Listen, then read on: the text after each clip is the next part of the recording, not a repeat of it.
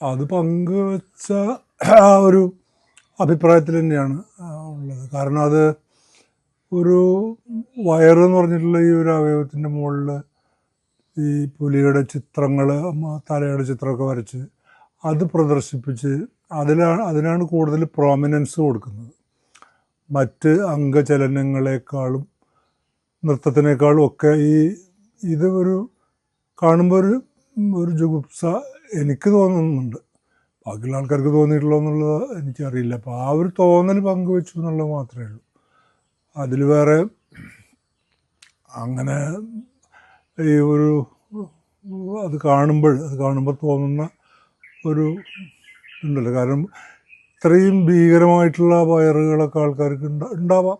പക്ഷെ അത് ഇങ്ങനെ കാണിച്ച് പ്രദർശിപ്പിച്ച് അതുകൊണ്ട് ഇങ്ങനെ ചലിപ്പിച്ച് അതിൽ ചിത്രങ്ങളൊക്കെ വരച്ച് വെച്ച് ഇതെങ്ങനെ ഒരു ആർട്ടായിട്ട് മാറുക എന്നുള്ളൊരു സംശയം ഏത് കാലത്തും ഉണ്ടായിരുന്നു. അപ്പോൾ പല ആൾക്കാരോടും ചോദിച്ചു. ഇപ്പോൾ കലാമണ്ഡലത്തിലൊക്കെയുള്ള പഠിച്ചിട്ടൊക്കെയുള്ള ചില ആൾക്കാരോട് ചോദിച്ചു, ഇങ്ങനെ ഇതിൽ വല്ല നൃത്ത പദ്ധതികൾ ഉണ്ടോ ഇങ്ങനെ അപ്പോൾ അവരൊന്നും പറഞ്ഞാൽ അങ്ങനെയൊന്നും കേട്ടിട്ടില്ല. അങ്ങനെ ഈ വയറുകൊണ്ടുള്ളൊരു കളിക്ക് കലാമണ്ഡലത്തിലൊന്നും അങ്ങനെ ഒരു പരിശീലനം കൊടുക്കുക. എന്നാൽ അങ്ങനെയാണെങ്കിൽ കുറേ പുലികളെ കലാമണ്ഡലത്തിൽ പറഞ്ഞയച്ച് പരിശീലിപ്പിച്ചു കൊടുക്കും. അപ്പോൾ അതങ്ങനെ ആർട്ടായിട്ട് തോന്നിയിട്ടില്ല എനിക്ക്.